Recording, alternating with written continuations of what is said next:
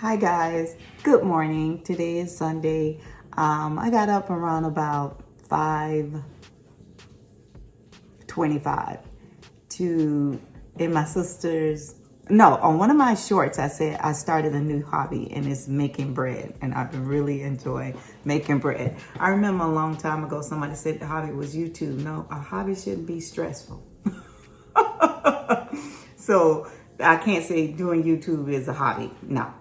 So I got up at 5:25 to start the process to make sourdough bread. In my sister's video, I said, it's a beast, because it's usually 2 days. But after watching videos and trying new things with my bread, I learned that it's not a beast. You really can have sourdough bread in 1 day, but to do it is like get your starter ready to start it early in the morning to get every technique in. I don't like the real sourdough. I like it to be mild. So I only put it in the refrigerator 3 to 4 hours. And then I'll bake it. Today, I'm going to make a zesty blueberry sourdough bread and some little sourdough roll, because my family seemed to like the roll better than the whole loaf. I'll show you a little of that and then some other things I might do today. I am going to Stewart, but I showed you guys that flea market before, and I'm going back there.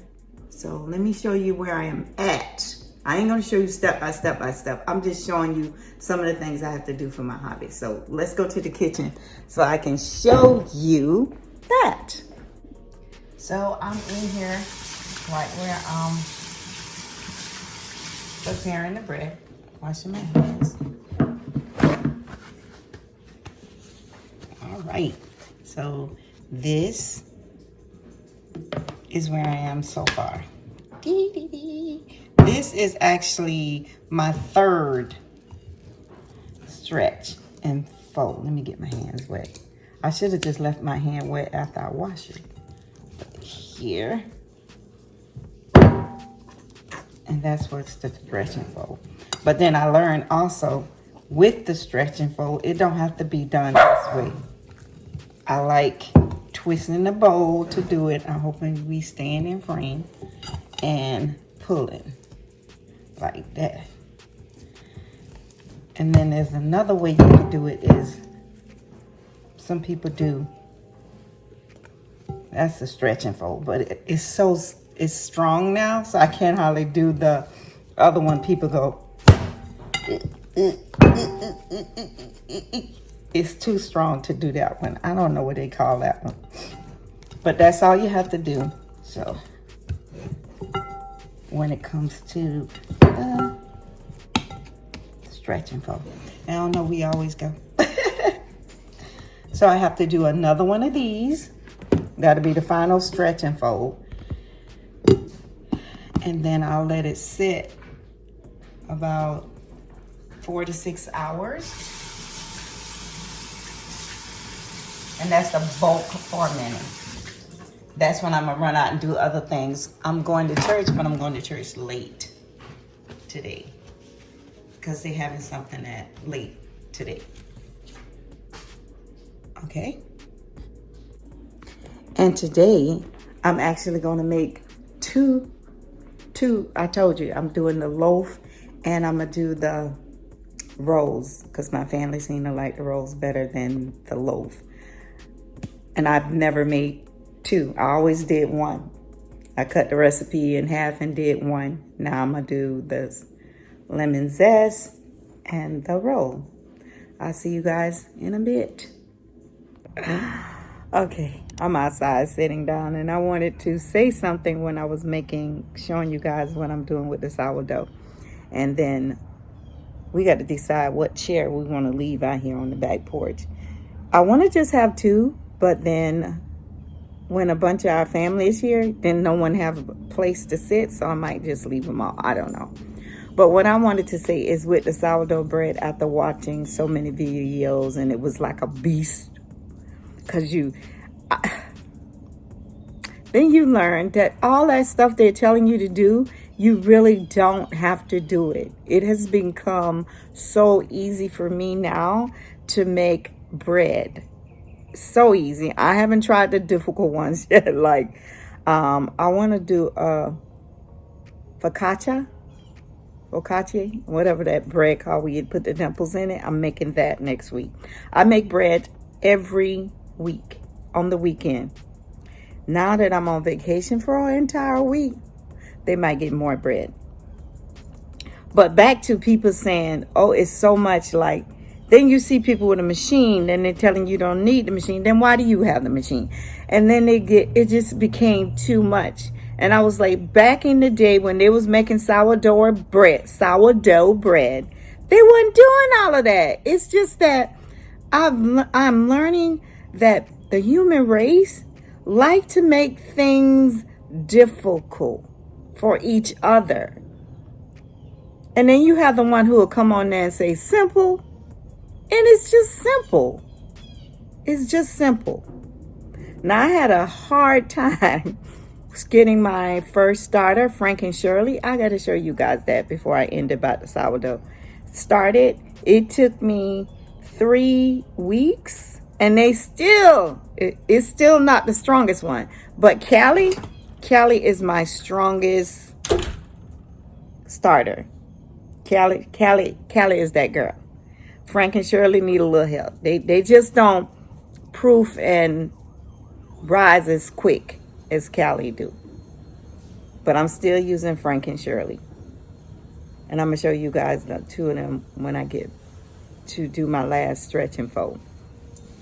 But back to that, with people don't want stuff to be simple. And then once you learn the rule, once you learn how to do it and say you doing it, you knocking it out,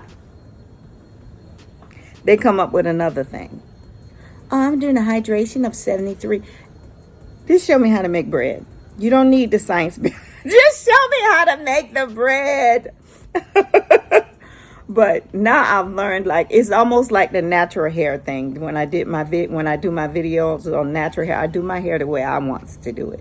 Something I've learned from people, but then people started coming up with these rules, and people so love to tell other human beings what to do. I don't get that. Because the natural hair community cannot. No oils, no butter. Only use a wide tooth comb. Only use your fingers to detangle your hair. Never use a tool to detangle your hair. Don't wash your hair but once a month. Wash your hair once a week. Wash your hair every 2 weeks. Deep condition your hair 2 to 3 times a week. It just became too much. And then I go back and think, when I was natural, before I was relaxed and then natural, I was natural until I was 22. And all I did was shampoo, condition my hair, rinse out, condition. Deep condition wasn't even out there. And grease that sucker up. Grease it, plait it down, hot comb it, whatever. And you know how they like, now hot comb damage the curl. Hot comb do damage your curl, but it don't damage your hair. I had hair below my bra strap when I was natural the first time. When I was relaxed, I had hair below my bra strap. So I always had hair. So all this new stuff that they come up with, like, oh, you can't. It's just come from the human race love to tell people what to do. And if you ain't doing it this way, you ain't doing it the right way. This woman came out with a hack for watermelon. I got so mad. My daughter sent it to me. I was like, this is what pisses me off. That's not a hack. What do you think a lot of people was doing with their watermelon? A lot of people don't slice their watermelon up and put it in a container in the refrigerator. I cut my watermelon up, cut it out the rind, put it in a bowl so it's easy access. That's how my family will eat it. And sometimes if it's a small one and I'm eating it by myself, I eat it right out the rind. But you come up with, put it in a pitcher and then put it in the refrigerator. Nobody never in the history of the watermelon ever took it out the rind and put it in the refrigerator in a bowl or a pitcher. But now it's a hack. We just don't want to make nothing simple for each other. And that go with the makeup community, the hair community, all these communities out there. You guys never want to work together. You always want to be the leader of something. It's supposed to be fun. That's why I say YouTube had became, to me, it wasn't fun anymore. And I got so stressed out during the first, I want to say the first year, right before COVID locked us in. When COVID locked us in, it became a monster, a beast. It just became overwhelming. And I had to get myself out the burnout of always looking at my phone. It just was too much. But now I'm calm, relaxed, and I just do it the way I do it. That's all. That's life. And that's what YouTube, I thought it was at first, that you show people how you do stuff, not put it in concrete, blah. That's how it should be done, because that's not how it is. And then I was looking at in the comments, where people always want to tell you, that's not that, that's this. I can call it what I want to call it. This is my life. Oh, and it was on some foo-foo. If you're using that, that's not foo-foo. If you're using that, that's not that. And you're not doing it right. And you're not doing this.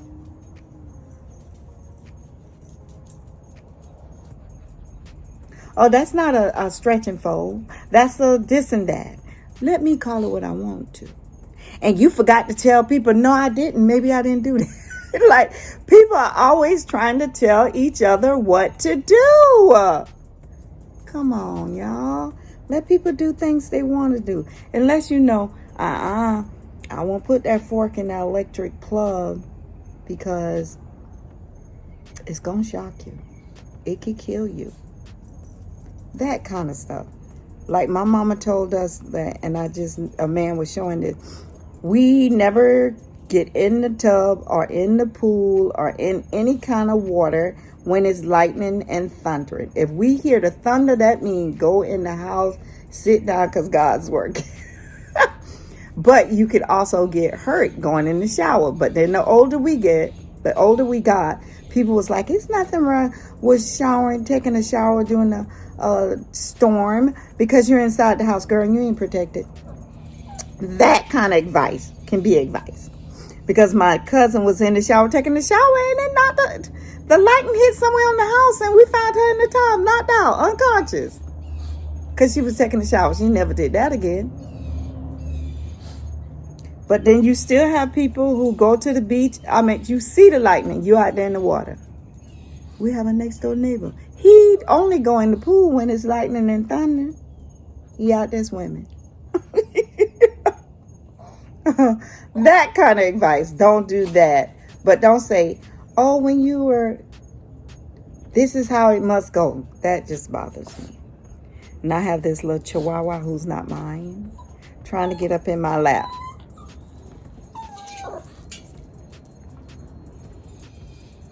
So guys, I'll see you in a minute. So guys, this is after the third stretch and fold. Now I'm going to do the final one. And I'll be back to show you what it looked like after that.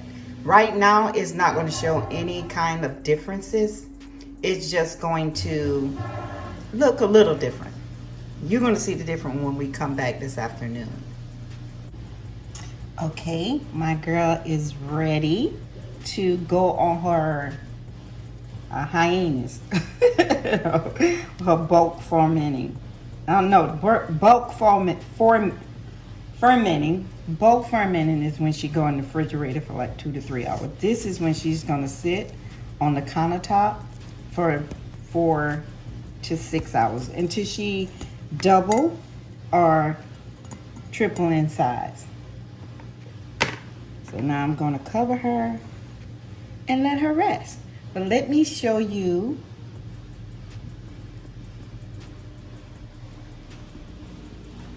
let me show you. So guys, this one here is Frank. These are my starters. This is Frank and Shirley. And you see this ring right here? That's where I fed them last night, and that's where it rolls and then drop, and that's where it's settled to. And I put that in the refrigerator to use whenever. Now there go Callie. I fed Callie last night, but I used some of her to actually do my sourdough bread. So I refed her today, and then I'm gonna leave her out into this afternoon or tomorrow, and then I'll put her back in the refrigerator and use her when I need her. So those are my two, Callie, Frank and Shirley. Frank and Shirley, they still sort of weak. But Callie, I just fed her like a couple of hours ago, and you can see she's about to double in size already. So if she doubled in size before, tonight, if she doubled by this afternoon, then I'm put her in the refrigerator. And she'll stay there until I get ready to use her again. But like I said, I'll be making bread every week, and I switch between the two, Callie, Shirley, and Frank. Callie, Frank, and Shirley. So, okay, guys. The one thing I forgot to tell you guys, I do have a full video on my sister's channel, Cooking Semi-Homemade with Joyce, where I make the sourdough bread. Step by step by step by step. It's pretty long, but I did a step by step by step. But I have changed some things since I made that video. Okay. I have a question. I'm sitting here paying my bills, you know, twice a month I pay bills, and it seems like we just make money to give it away. But we go buy stuff we probably shouldn't be buying. I've been keeping track. I have a budget, but I also keep track of every bill I have to pay in this little binder. I've been doing it since I started paying bills, like since I was 18, when it was only one or two things. Now it's a lot more things, but I have every binder that I make the payment in, that I can look back and see when I made the payment, what I spend. It's on the budget, but this is easier for me to do. I write it down so I won't forget. And I don't want to go open up the computer to look for the budget to see who I got to pay. I like to write down the names of who I have to pay, and then pay them. Even when we was writing check and sending, what's those things that they still do? Money orders. You remember you used to either use cash, money orders, or a check. So I would go in there and say money order number, check number, and keep up with it, because what made me do it is, you know how you looking back then, you would get the balance off your account, because it wasn't no computer to go look and see what your balance was. And then you would think you have money, but it was a bill you didn't pay. And then it hit you like a sack of rocks that you still owe something. Oh. So ever since then, it happened once for me to start writing it down. So now I write it down. Then it's so funny. I'll go through the bills. I added up at least 4 or 5 times, because she don't want to miss anything. And I was telling my son, I write it down because it came to 18. And he was like, I forgot to pay something. No, write it down. So now I'm going through all of this bills to pay. I just wanted to ask, do anyone else? I know you might have a budget, but do you write down every bill you need to pay to remember to pay them? Okay. I'm trying not to make this video too much about me making sourdough bread, because like I say, my sister have a channel, a whole video over with me making it. So this is how I'm getting, they usually just do this, but I ain't got no patience to sit there and let this take its time. Let's go ahead and do it. I forgot. Sometimes people just put water and sometimes you could put flour. Come on now, let's drop on out of here.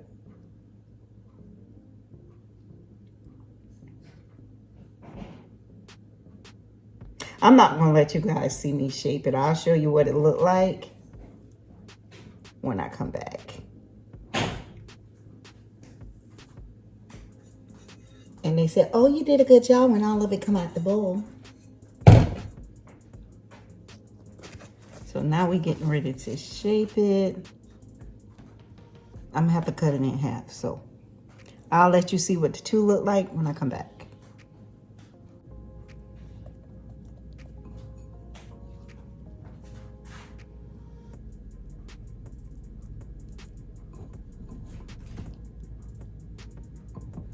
Well, there you go.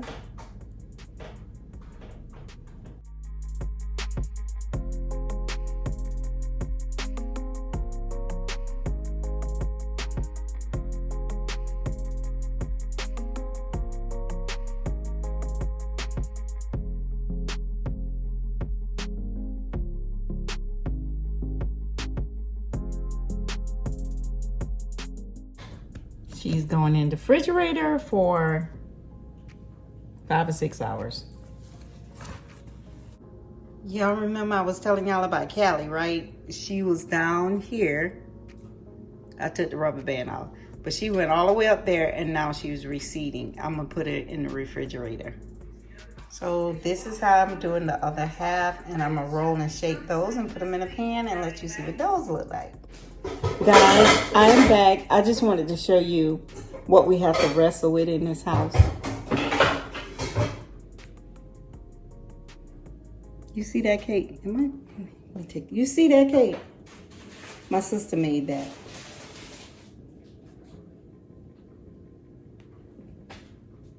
Chocolate, coconut. What do you call it? It's the copycat Tom Cruise cake, but in chocolate and coconut. You talking about a good thing? That thing is so good, so good. So I can only eat a little bit of it, but it's so good. I ate my whole slice. And then I'm baking bread all day. Pray for us. I was not able to finish cooking that sourdough bread yesterday. I had to finish it this morning because church lasts longer than I thought it was going to last. And then I thought I would have been back in time enough to cook the bread before I went to church, but I wasn't back in time enough to cook it before I went to church. I was back in time, but then someone stopped by the house and you had to talk and, you know, we got behind. So I didn't cook the bread until this morning. And it just turned out beautiful. I still have to taste it, but it's beautiful. It looks beautiful. And the rolls. And so I'll be back when I'm tasting the blueberry one. I might not eat none of the rolls, but I'm going to eat some of the blueberry. This is the blueberry one out of the oven. I don't know what she gonna taste like because she's my first one. This is the only thing I don't like when this gets so dark in the oven, but it still be good. So when I get ready to cut into her, I will be back. So guys, look at the rolls. They're so pretty. That's sesame seed, and I just put salt on the top of those. Those are just plain. And I'll see you in 1 minute. So guys, I finished off the bread, and it's good. It is so good. Now, it's a shame for adults. We got to have a snack. Not we, because I don't eat snacks like that. That's my sister and her child. Snack basket. A snack basket. So I want to thank you guys for stopping by and watching my video. And if you're new here and you just became a part of the family, welcome to the family in the life of Shirley. One day at a time.